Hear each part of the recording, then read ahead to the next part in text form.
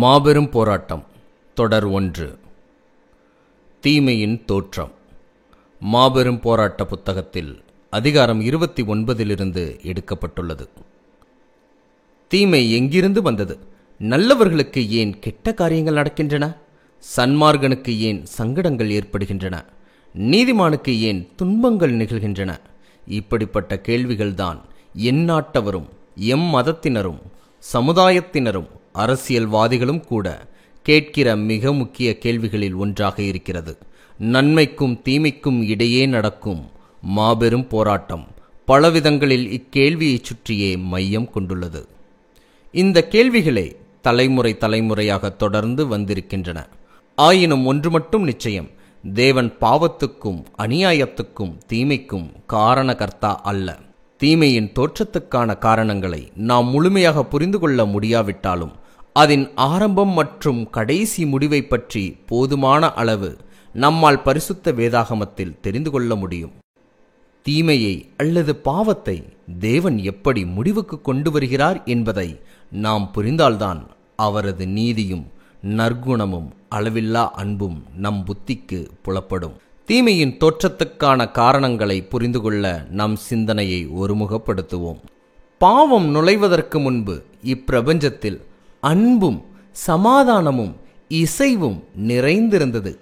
ஆதியில் தூதர்களின் சேனையில் பூரண ஒத்திசைவும் தேவனுக்கு முழுமையாக கீழ்ப்படுகிற சித்த அர்ப்பணிப்பும் இருந்தது.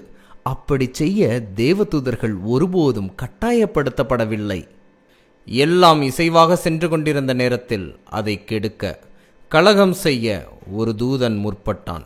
அவன்தான் சாத்தான், தீமைக்கு காரணன். சாத்தான் பரலோகத்தில் லூசிபர் என்று அழைக்கப்பட்டான். அதற்கு ஒளி வீசுபவன் என்று பொருள்.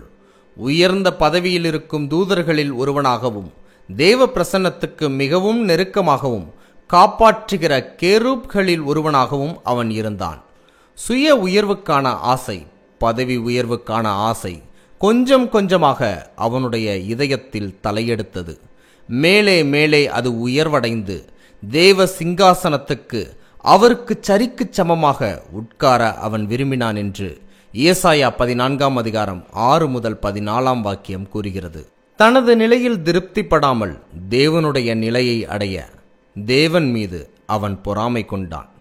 தேவன் இந்த தூதனிடம் மிகவும் பொறுமையாயிருந்தார். அவனோ கெஞ்ச கெஞ்ச மிஞ்சி போய் தன் தவறான கொள்கையில் உறுதியாயிருந்தான். தேவன் அவன் மனம் திரும்ப காத்திருந்தார். மனம் திரும்ப அவனுக்கு பல தருணங்கள் தரப்பட்டது.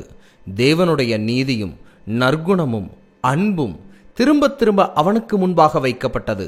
ஆனால் தீமையான சிந்தனையுடன், கலகம் செய்யும் கூர்மதியுடன் சந்தர்ப்ப சூழ்நிலைகளை சாத்தான் கையாண்டான். அவன் தேவனால் தவறாக புரிந்து கொள்ளப்பட்டவன் போலவும், அவனது பதவி மதிக்கப்படாதது போலவும், தனது உரிமைகள் தேவனால் பறிக்கப்பட்டது போலவும் அவன் தன் மீது அனுதாபப்படும்படி மற்ற தூதர்களுக்கு முன் காண்பித்து கொண்டான்.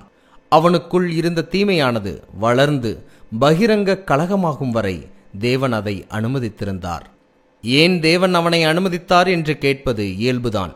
பாவம் என்பது முழுமையாக வளராத பட்சத்தில் அது உள்ளபடி பாவமாக தோன்றாது. தேவன் பயன்படுத்தக்கூடாததை சாத்தான் பயன்படுத்தினான். முகஸ்துதியும் மற்றவரை வஞ்சித்தலும் சத்தியத்தையும் பொய்யையும் ஒன்றாக்குதலும் அவனுக்கு கைவந்த கலைகளாயின. அந்த கலைகளை அவன் ஒன்றன் பின் ஒன்றாக பயன்படுத்தி வானத்தில் உள்ள 1/3 தேவதூதர்களை அவன் வஞ்சித்தான். அப்பொழுதே தேவன் சாத்தானை நசுக்கி அழித்திருந்தாள். மற்ற தேவதூதர்கள் மனதிலும் இப்பிரபஞ்சத்தில் வாழும் மற்றவர்கள் மனதிலும் கேள்விகள் ஏராளம் எழும்பியிருக்கும். அதனால் பாதிப்பும் பெருகியிருந்திருக்கும். தேவன் பொறுத்திருந்தார். சாத்தானும் அவனது அனுதாபிகளும் பரலோகத்தை விட்டு வெளியேற வேண்டும் என்று தீர்மானிக்கப்பட்ட போதும் அவர்களை அழிக்கக்கூடாதிருந்தது. அப்படி செய்திருந்தால் அந்த அழிவில் தேவனின் நீதியையும் இரக்கத்தையும் அளவில்லா அன்பையும் தூதர்களும் மற்ற உலகத்தில் வாழும் அனைத்து சிருஷ்டிகளும் கண்டிருந்திருக்க மாட்டார்கள். கலகம் தனது முழு ஓட்டத்தையும் ஓடி முடிக்க வேண்டியதாயிருந்தது. வெளியேறு என்று சாத்தானுக்கு சொல்லப்பட்ட போது அவன் உள்ளிருக்கும் மற்றும் வெளியேறும் தூதர்களிடம் தனது பதவியை குறித்து மீண்டும் ஒரு முறை வலியுறுத்தினான். தேவன் பிரமாணத்தை தூதர்கள் பின்பற்ற வேண்டிய அவசியமில்லை என்றும் சரியான வழியில் நடக்க நாம் நமது சுய சித்தத்தையே சுய விருப்பத்தையே பின்பற்றலாம் என்றும் அவன் தூதர்களிடம் கூறினான். எப்படியாகிலும் தேவனுடைய அன்பின் பிரமாணத்தை, தேவனுடைய ராஜ்யத்தின் சட்டத்திட்டத்தை, தேவனுடைய மாறாத வார்த்தையை ஒழித்து கட்ட வேண்டும் என்று தனது விருப்பத்தையும், அதன் பிடியிலிருந்து விடுபட்டால்தான் நாம் ஒரு மிக மேன்மையான நிலையை அடையலாம் என்பதையும் சாத்தான் கூறினான். இக்கருத்து சாவுக்கேதுவான தந்திரம் உள்ளதாய் இருந்தாலும் அந்த நேரத்தில் அக்கணப்பொழுதில் அது மோசமானதாகவோ அதிக தீமை விளைவிப்பதாகவோ தோன்றவில்லை. கல்வாரியில் இயேசு சிலுவையில் அடிக்கப்பட்ட போதுதான் சாத்தானின் முகத்திரை கிழிக்கப்பட்டது.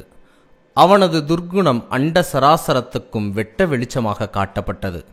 அவனது எரிச்சலும் பொறாமையும் மற்றும் பழிவாங்கும் பகை உணர்வும் பகிரங்கமாக்கப்பட்டது. அதேபோல் தேவனின் எல்லையில்லா அன்பும் இணையில்லா இரக்கமும் முடிவில்லா நற்குணமும் வெளியாக்கப்பட்டது.